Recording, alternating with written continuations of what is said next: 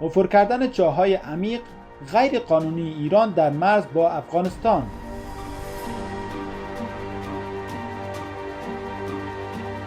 ایران هزاران متر مکعب آب را غیر قانونی از طریق حفر کردن چاه‌های زیرزمین از رود هلمند می‌گیرد.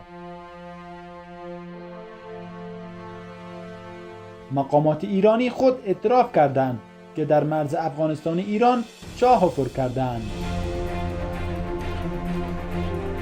سالانه ایران از طریق این چاه‌ها چه مقدار آب را از رود هلمند دریافت می‌کند؟ از این آبها ایران برای چه تجارت استفاده می‌کند؟ آیا ایران در مرز خود ذخایر آبی نیز ساخته است؟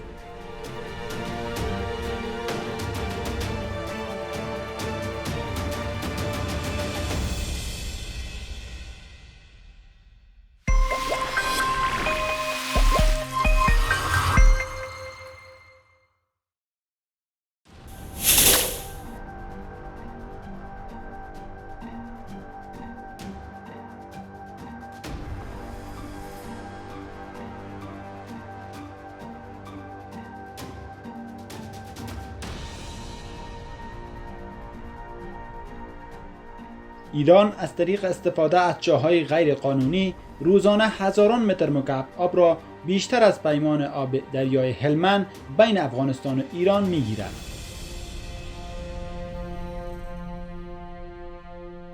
مقامات حوزه غرب افغانستان ایران را متهم کردند که با نقض پیمان آبی دریای هلمند بین افغانستان و ایران در سال 1351 چاه‌های غیر قانونی را در حاشیه دریای هلمند، فرارود و هریرود حفر کرده است. مقامات میگویند ایران روزانه هزاران متر مکعب آب بیشتر از شرایط این پیمان که به ایران حق 26 متر مکعب آب را در ثانیه میدهد از طریق زیرزمین انتقال میدهد.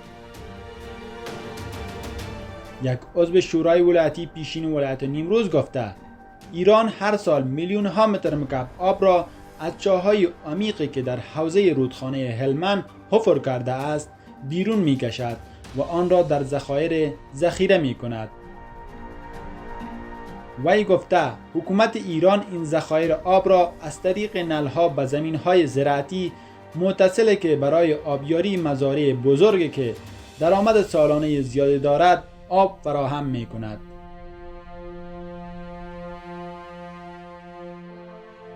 وی گفته آنها با استفاده از واترپمپ‌های بزرگ آب دریای هلمند را به بیش از 200 کیلومتر فشار می‌دهند تا به زاهدان در ایران برسد، جایی که این آب نیازهای شهری را برآورده می‌سازد.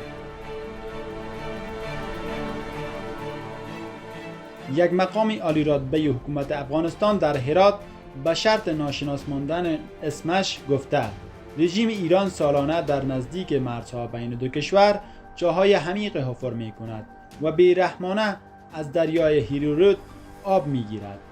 وی گفته صدها هکتار زمین زراعتی به ویژه مزارع خربوزه و تربوز در ولایت مشهد ایران وجود دارد و با آب چاه‌های عمیق آبیاری می‌شود که از حوزه رودخانه هریرود حفر شده‌اند. با گزارش سلام تایمز، حکومت ایران همچنان یک چاه عمیق را در اطراف مرز امتداد دریای فرارود حفر کرده و آب آن را از طریق سیستم لوله‌کشی به تعداد از شهرهای ایران برای زراعت و آب آشامیدنی پمپ می‌کند. وی گفته حکومت ایران همیشه با همسایگان خود بدرفتاری کرده و با نقض معاهدات مشترک از حق آنها چشم پوشی کرده. سلام تایمز همچنان گفته افغانستان هنگامی که بتواند منابع آبی خود را مدیریت کند نسبت به ایران برتری کسب خواهد کرد، در حالی که مسائل مربوط به حقوق آب برای سالها تأثیر مستقیمی بر روابط دو کشور داشته است. مقامات ایران خودشان بر موجودیت چاه‌های عمیق و ذخایر بزرگ آبی در مرز بین این دو کشور اعتراف کردند، عباس عراقچی، معاون امور سیاسی وزارت خارجه ایران، در مصاحبه با تلونیوز به تاریخ 29 سرطان سال پیش گفته بود: هامونها معمولاً ذخایر سنتی آب فصلی اند. در حوزه رودخانه هلمند در حال خشک شدن هستند که برای بررسی این که آیا به دلیل بندهای آبی در افغانستان است یا ذخایر آبی در ایران است باید ارزیابی شود. نقیب الله عظیمی، یک کارشناس حقوقی، در ولایت نیمروز گفته سالانه میلیون ها متر مکعب آب اضافی به ایران جاری می شود و آن کشور از آن به صورت رایگان استفاده می کند، اما آنها حق حفر کردن چاه‌ها و تخلیه کردن حوزه رودخانه را ندارند. وی گفته افغانستان حق دارد منابع آبی خود را کنترل کند و اطمینان حاصل کند که زمین‌های وسیع آن کشت می شود. هر کشور برای سعادت اتباع خود بندها را می سازد و منابع آبی خود را. وی گفته هر گونه دخالت جمهوری اسلامی ایران برای ایجاد اخلال در ساخت بندها در افغانستان به عنوان مداخله در امور داخلی کشور ما افغانستان تلقی می شود.